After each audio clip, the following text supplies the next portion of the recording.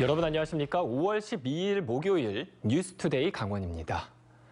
접경지역 개발 사업을 내세워 그동안 지자체와 중앙정부가 나서 수많은 접경지역 개발 사업을 추진했지만 어떤 효과를 거뒀고 문제점은 없는지 검증된 자료가 없는 게 현실입니다.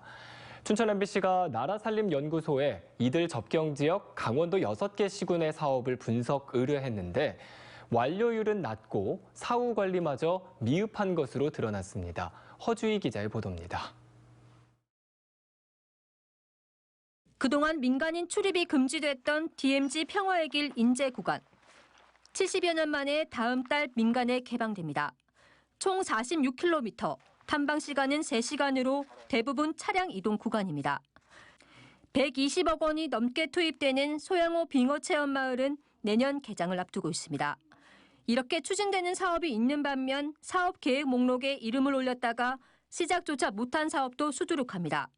춘천 소양호 휴양지대 조성 사업은 2011년 계획 사업인데 지금은 어떤 정보조차 남아있지 않습니다. 또 양구 금강산 가는 펀치볼 하늘길 조성 사업은 군시설 문제 등으로 취소. 철원 공해도성 복원은 비무장지대 내 위치해 추진 불가. 고성폭력발전단지 조성 사업은 아직 시작도 못한 상태입니다. 강원 접경지역 6개 시군에서 제출한 113개 사업 가운데 미착수 사업은 42개, 전체의 37%에 이릅니다. 나머지 63%는 완료됐거나 추진 중인 사업으로 나타났습니다. 하지만 완료가 됐어도 예산을 들인 만큼 성과를 거둔 건지 평가는 미흡합니다. 관광시설은 지어놨는데 이용객이 얼마이고 경제 활성화 효과가 있는지, 또 정주 여건을 개선했는데 실제 인구가 늘었는지 점검이 제대로 이루어지지 않고 있습니다.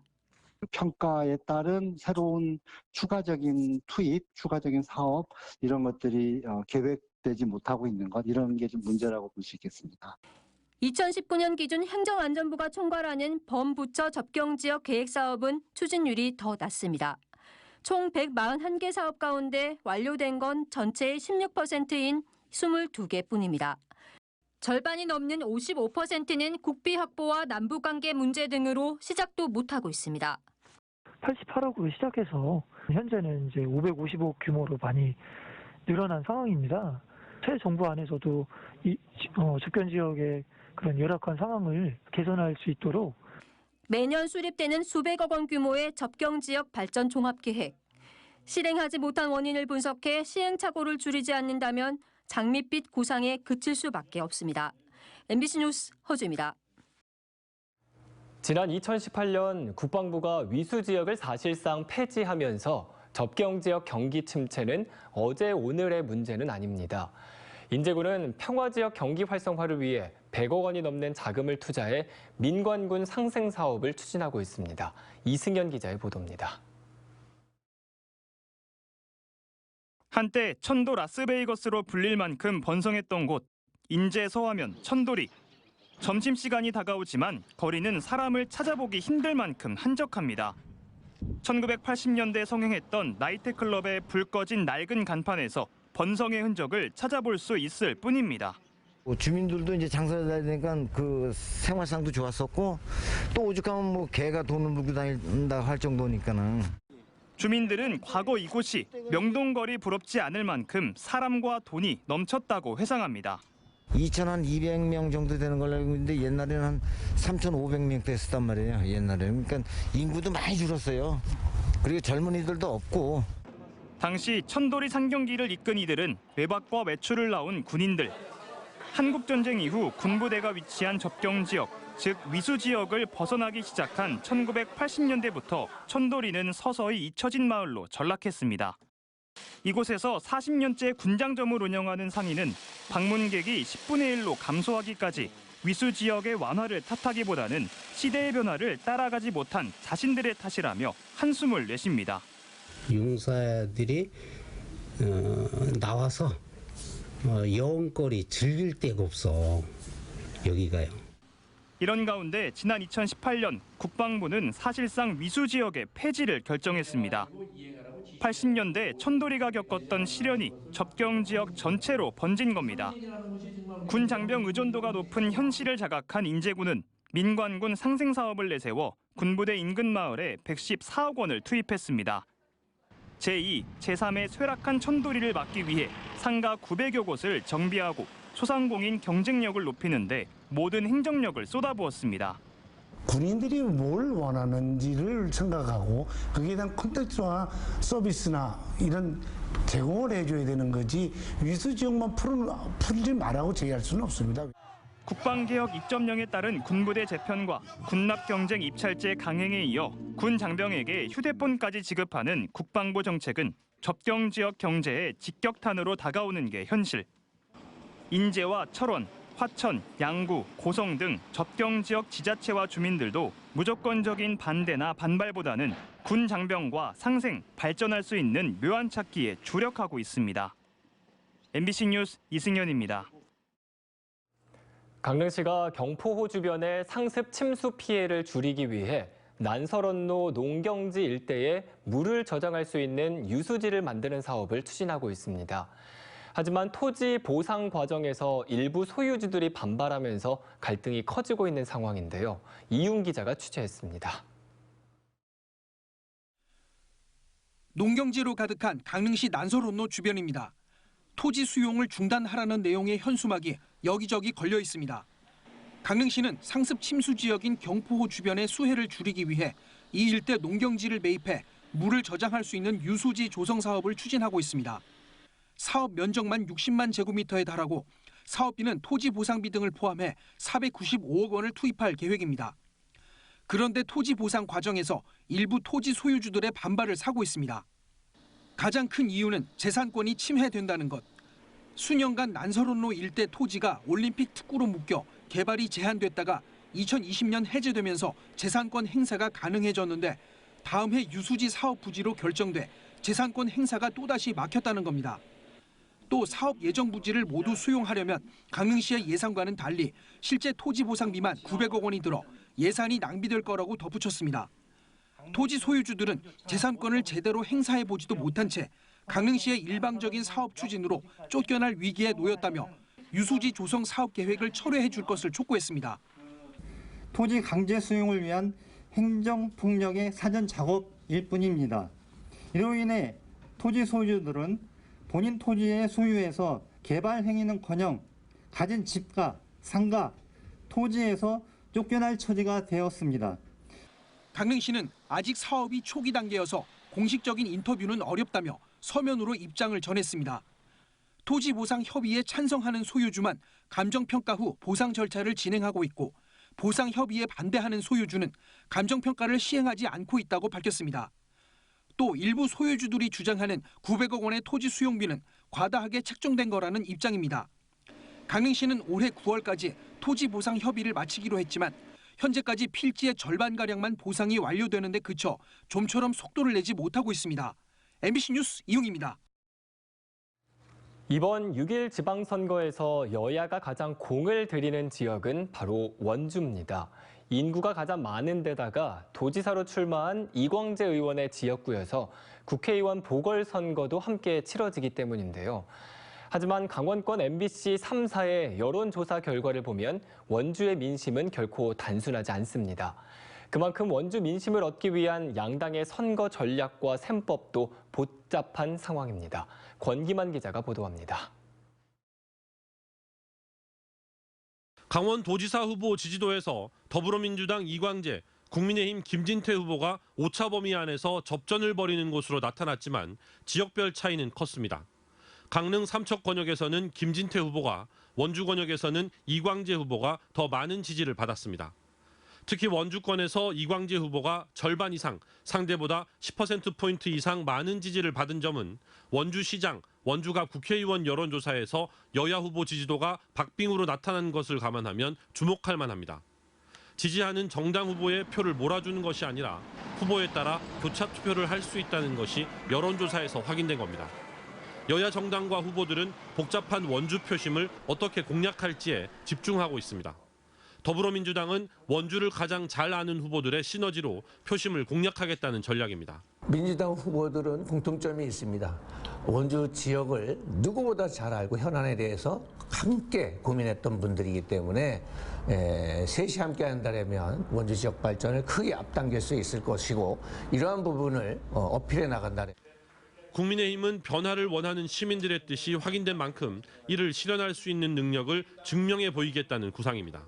윤석열 정부가 새롭게 시작하면서 대통령의 강원도에 대한 애정 그리고 원주에 대한 각별한 관심들을 과연 어떻게 현실화해낼 건지 이에 대한 각 후보들 그리고 저희 당에 대한 기대 이런 것들을 시민들께 적극 설명드리고 호소하면서 인물론을 앞세우며 이른바 교차 투표를 기대하는 민주당, 중앙정부에 대한 기대감이 지방정권 교체로 이어지기를 바라는 국민의힘.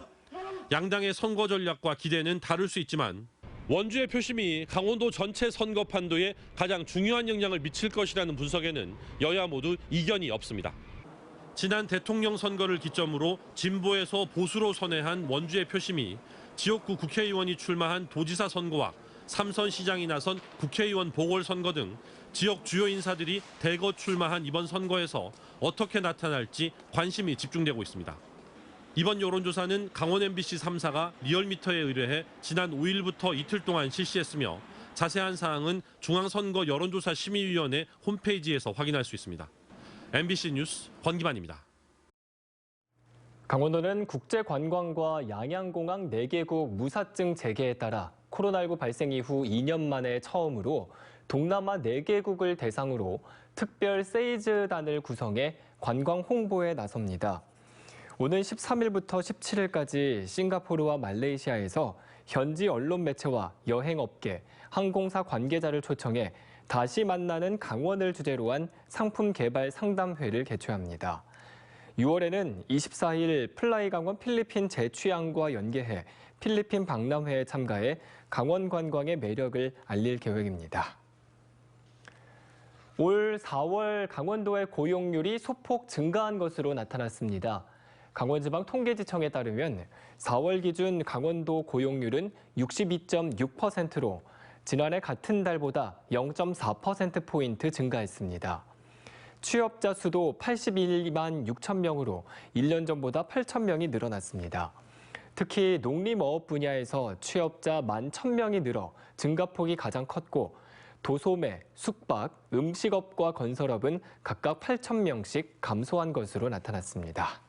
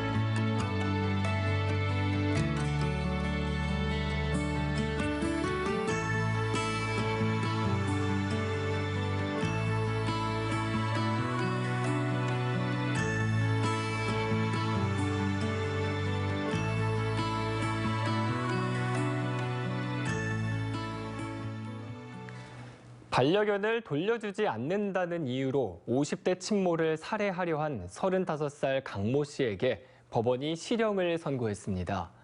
춘천지법 원주지원은 작년 12월 흉기를 소지하고 서울의 병원에서 치료를 받던 친모를 찾아간 강 씨에게 존속 살해 예비 혐의 등을 적용해 징역 1년 8개월을 선고했습니다. 재판부는 강 씨가 살해 예비 직전 수십 차례 모친에게 협박 문자를 보내 공포심을 준 혐의도 유죄로 인정했습니다. 화물차를 불법으로 개조한 채 고속도로 운행을 하다가 경찰에 적발된 건수가 128건에 달하고 있습니다. 강원경찰청 고속도로 순찰대가 지난 1월부터 4월까지 도내 고속도로에서 현장 단속을 실시한 결과 화물차의 적재함을 불법으로 개조한 사례 45건을 형사 입건했고 개조 의심 차량 83건을 적발해 지자체에 통보했다고 밝혔습니다. 이에 따라 경찰은 중앙선과 영동선 등 기존 주요 고속도로를 대상으로 실시하던 화물차 단속을 전 노선으로 확대해 실시한다고 밝혔습니다. 강원소방이 2달 동안 필로티 구조 건물의 화재 안전 점검을 실시합니다. 강원소방은 소방특별조사팀을 꾸려 도내 의료, 스포츠 시설 등 필로티 구조 건축물 178곳에 대해 소방시설 정상 작동 여부와 출입구 가연성 적치물 제거 등 화재 안전관리 실태를 점검합니다. 필로티 구조 건물은 불이 났을 경우 화재에 취약해 대형 인명피해 발생 우려가 높습니다. 강원도가 채용 공정성과 올바른 채용 문화를 확산하기 위해 채용 전문 면접관을 도입할 방침입니다. 강원도 일자리재단은 신용보증재단, 한국기후변화연구원 등 강원도 산하 공공기관 관리자 12명을 대상으로 채용 전문 면접관 자격과정을 운영했습니다. 자격과정은 채용 절차법과 행동사건 면접, 실전 면접 시뮬레이션으로 구성됐습니다. 강원디자인진흥원은 지역 디자이너에게 사업화 기회를 제공하기 위해 지역 디자이너 굿즈 상품화 지원 사업을 추진합니다. 이번 사업은 장기간 지속된 코로나19로 인해 위축된 지역 디자이너들의 창작 활동을 지원하기 위해 마련됐습니다. 지원 대상은 사업자를 보유한 강원도에서 활동하는 디자이너 개인이나 단체로 6월 3일까지 신청을 받습니다.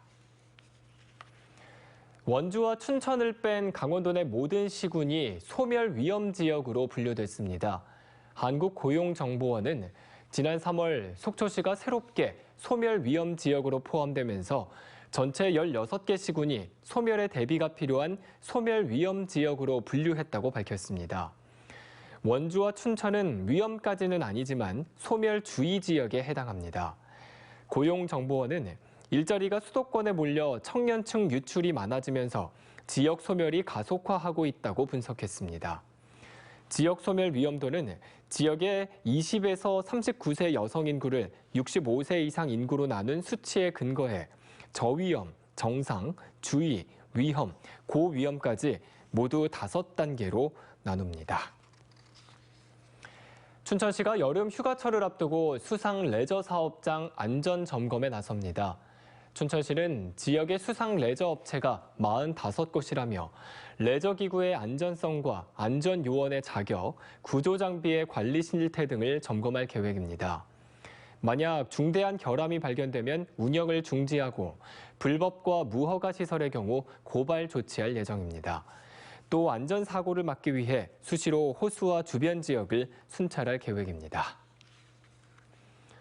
코로나19 거리두기 해제 등의 영향으로 원주 간현관광지를 찾는 방문객 수가 급증하고 있습니다. 원주시는 지난 주말 기준 간현관광지 누적 매표객 수는 33만 495명으로 작년 같은 기간 매표객 수보다 5배 많은 수준입니다.